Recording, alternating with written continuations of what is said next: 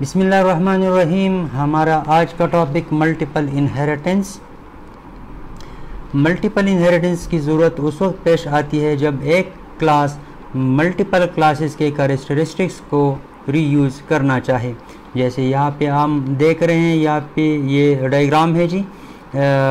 दो क्लासेस हैं, class A और क्लास बी, और क्लास सी दोनों को इनहेरिट कर रही है। तो क्लास ए और क्लास बी के कैरेक्टरिस्टिक्स क्लास सी में अवेलेबल हो रहे हैं, या हम कह सकते हैं कि इस क्लास सी के लिए एक्सेसिबल हैं।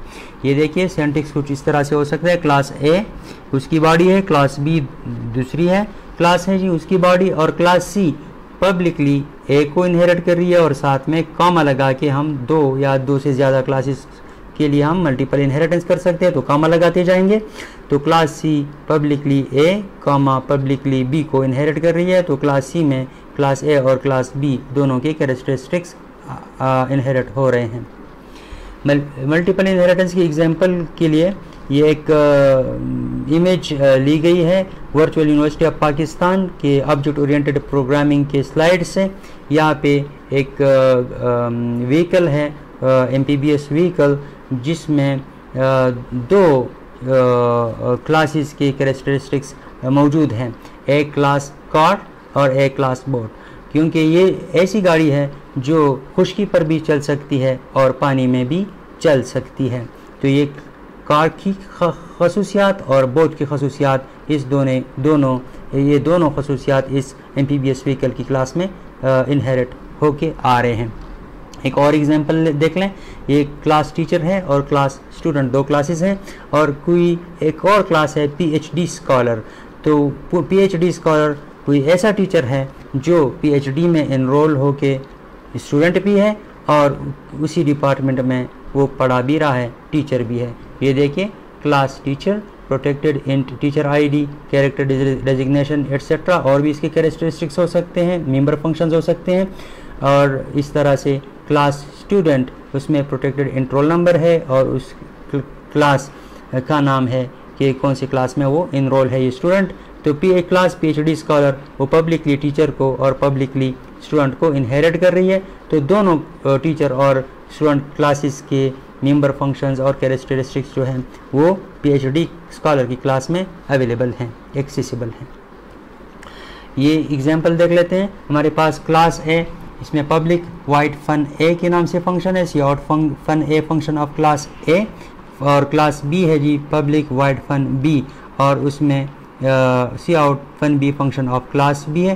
क्लास सी यहाँ पे आप देख लें इनहेरिट कर रही है पब्लिकली ए को कॉमा लगा के, दो क्लासेस को हम ये क्लास सी इनहेरिट कर रही है, तो कॉमा से हम सेपरेट करते जाएंगे। तो पब्लिकली ए और पब्लिकली क्लास बी को ये इनहेरिट कर रही है। तो क्लास सी की अपनी बॉडी एम्प्टी है, तो क्लास सी में ये क्लास बी और क्लास ए का जो डेटा है और मेंबर फंक्शंस है, यहाँ पे सिर्फ मेंबर फंक्शंस है, दोनों अब एक्सेसिबल हैं। तो मेन फंक्शन में आके ये देख लेते हैं। क्लास सी का हमने ओबीजे के नाम से ऑब्जेक्ट बनाया है। स्क्रीन क्लियर हो रहा है ओबीजे डॉट फन ए। तो फन ए फंक्शन ये क्लास ए से इनहेरिट हुआ है, तो एक्सेसिबल है। तो स्क्रीन पे कंट्रोल आ जाएगा जी। यहाँ पे इस फन ए में फंक्शन में fun A function of class A ये स्क्रीन पे प्रिंट हो जाएगा, और ओबीजे डॉट फन बी तो कंट्रोल आ जाएगा इस फंक्शन में void fun B, cout fun B function of class B, ये जो है ये प्रिंट हो जाएगा स्क्रीन पे, ये आउटपुट है। तो इस क्लास सी में ये दोनों फंक्शंस अवेलेबल है दो मुख्तलिफ क्लासेस के। तो ये मल्टीपल इनहेरिटेंस के ज़रिए से ये हमें अवेलेबल हो रहे हैं, एक्सेसिबल हो रहे हैं।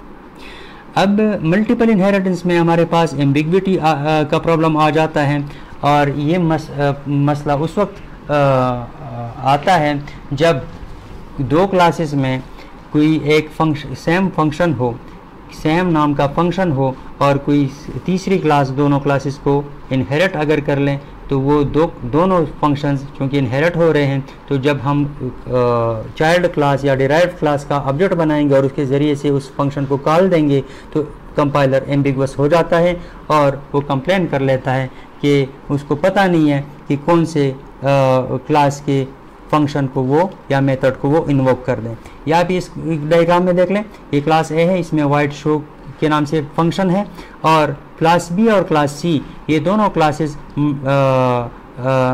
अलग अलग ये जो है क्लास ए को इनहेरिट कर रही हैं, क्लास बी भी ए को इनहेरिट कर रही है और क्लास सी भी ए को इनहेरिट कर रही है। तो ये वाइड शो का फंक्शन क्लास में बी में भी इनहेरिटेड है और क्लास सी में भी इनहेरिटेड है। अब क्लास डी ऐसी क्लास है जो मल्टीपल इनहेरिटेंस के ज़रिए से क्लास बी और क्लास सी को इनहेरिट कर रही है एक साथ। तो अब ये शो वाइड शो फंक्शन ये चूँकि यहाँ से आया हुआ था, इनहेरिट हुआ था, तो सेम फंक्शन है। तो सेम फंक्शन डी में दो फंक्शंस अब डी में आ रहे हैं या डी के लिए एक्सेसिबल हैं। तो अब जब हम डी का ऑब्जेक्ट बनाएंगे और एक वाइड शो को हम कॉल देंगे तो कंपाइलर एम्बिगुअस हो जाएगा और कंप्लेन कर देगा कि मैं क्लास बी का शो मेथड इन्वोक कर दूं या क्लास सी का शो मेथड इन्वोक कर दूं। इसको प्रोग्राम के ज़रिए से देख लेते हैं। ये देखिए जी, क्लास ए में पब्लिक मेंबर फंक्शन है शो डाटा के नाम से, show data of class A, और क्लास बी पब्लिकली ए को इनहेरिट कर रही है, उसकी अपनी बॉडी एम्प्टी है, तो ये शो डाटा यहाँ पे अवेलेबल है, एक्सेसिबल है। और क्लास सी सिमिलरली पब्लिकली ए को उसी सेम क्लास को इनहेरिट कर रही है और उसकी अपनी बॉडी एम्प्टी है। तो ये शो डाटा का फंक्शन अब क्लास सी में भी इनहेरिट होके एक्सेसिबल हो रहा है।